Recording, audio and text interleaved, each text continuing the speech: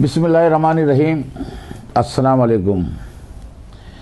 आज माशाल्लाह अल्हम्दुलिल्लाह ये बयान थोड़ा सा लंबा हो जाएगा, ये बात भी लंबी हो जाएगी। चीनी का रेट एक टाइम में 210 रुपये, 220, 225 बिका रिटेल में, होलसेल में 185 तक बिका। 83 की कोस्टिंग थी चीनी मालकान की, उस पर सट्टा खेला गया, ज़ख़ीरा किया लोगों ने, नाजायज़ अवाम को लूटा, गरीब अवाम की जेब काटी। जुल्म है। मैं जनाब निगरान वज़ीर आज़म, जिनके पास मैं खुद भी गया था गवर्नर हाउस में, और वहाँ मैंने ये बात भी की थी कि सर इन चीज़ों को आपने देखना है, क्योंकि गरीब आदमी ऊपर देख रहा है। ये एसएमईज़ है ना, ये भी एक गरीब लोग होते हैं, आप समझे बात को, मिडल लोग होते हैं, उनका हाथ बटाना है। हमने उनको मेज़बान बना दिया है, मेहमान बनाया उनको, उनके अपने दिल में जगह बनवाएं।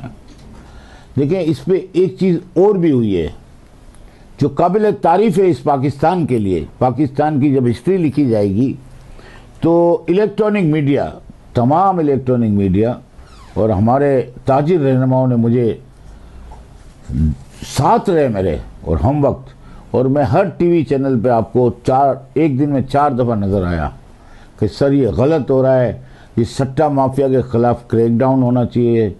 ये जितना माफियाज ने काम किया, शुगर मिल मालकान ख़ासकर, और ज़ख़ीरा अंदोज़ स्मगलिंग जो रुक गई, जनरल आसिम मुनीर साहब ने जो कारनामा अंजाम दिया है, अभी भी जितने ज़ख़ायर हैं गोदामों में पूरे पाकिस्तान में हों, उन गोदामों को खोलें, बिल्कुल खोलें, चीनी बरामद करवाएं, ये हमारा फ़र्ज़ है।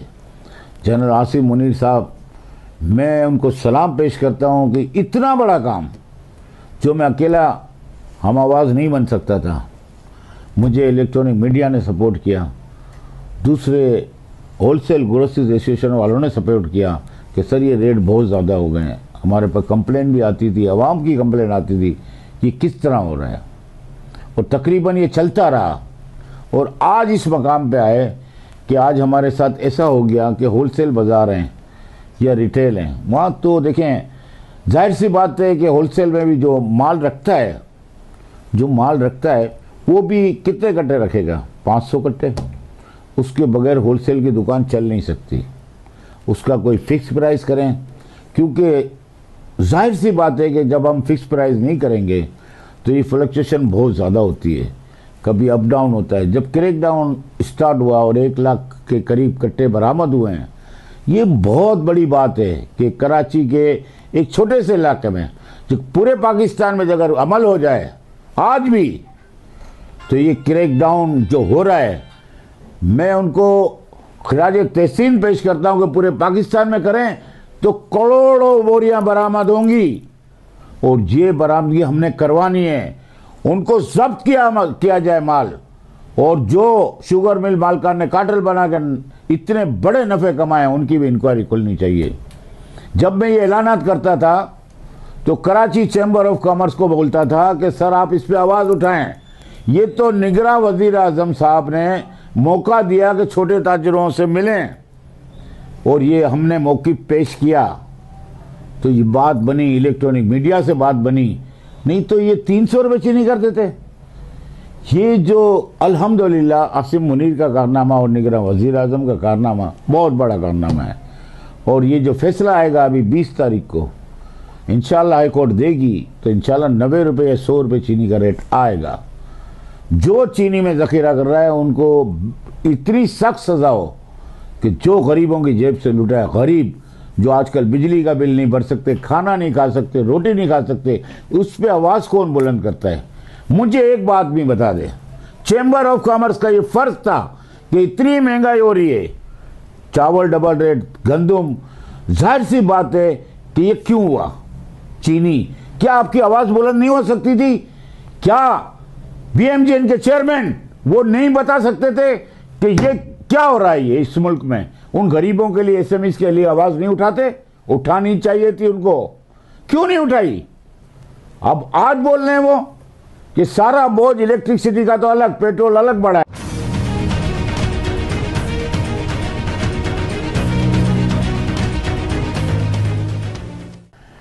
आज भी बढ़ा है, लेकिन मुझे ये बताएं कि हम जो कमोडिटीज आइटम, खाने पीने की अशिया, वो महंगी क्यों, वो क्यों हुई? गंदुम का स्कैंडल भी मैं बोलता हूं खुलना चाहिए। जब सुन ही रहे हैं तो जुबैर मोतीवाला साहब भी सुने और इनके चैम्बर ऑफ कॉमर्स भी पूरी सुने। जो जो लोग इन्वॉल्व हैं उसमें हमारी सपोर्ट करें, कराची चैम्बर ऑफ कॉमर्स, और उनको आला इदारों को, हुक्काम को इन्फॉर्म भी करें जैसे हम कर रहे हैं। मैं अकेला कारवां बन गया। जो स्कैंडल बना है 55 रुपए का पिछली सीजन का माल गंदुम हुआ करती थी, उसको 7 महीने कबल अज़ वक्त सिंध ने ऐलान कर दिया जी 100 रुपए किलो। जो जखीरा करने वाले थे, आज भी वो इंक्वायरी खुल जाए तो आप समझें 25-26 million ton, 2 crore 60 lakh ton.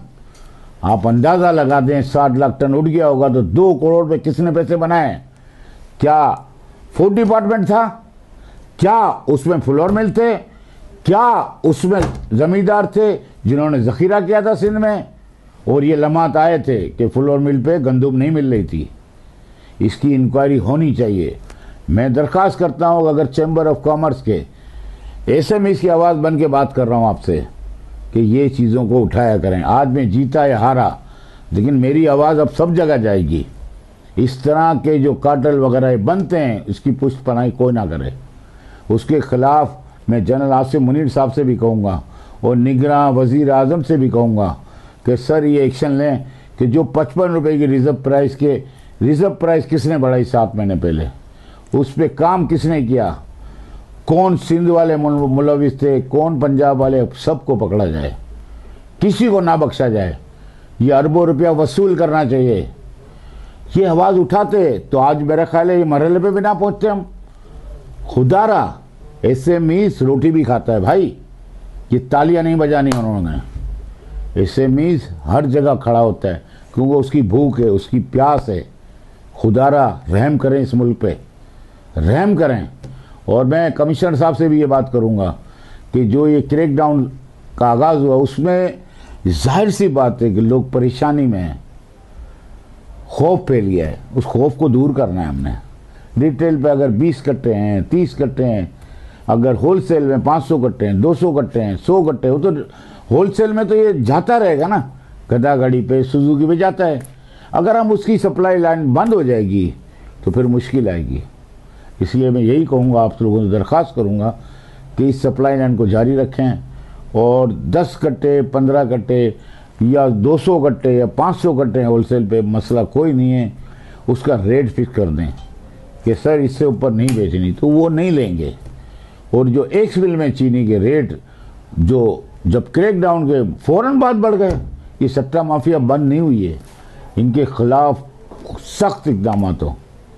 ज़ख़ीरा अंदोज़ों के खिलाफ, चीनी के ज़ख़ीरा अंदोज़ों के खिलाफ सख्त इक़दाम हो, ये करने पड़ेंगे आपको।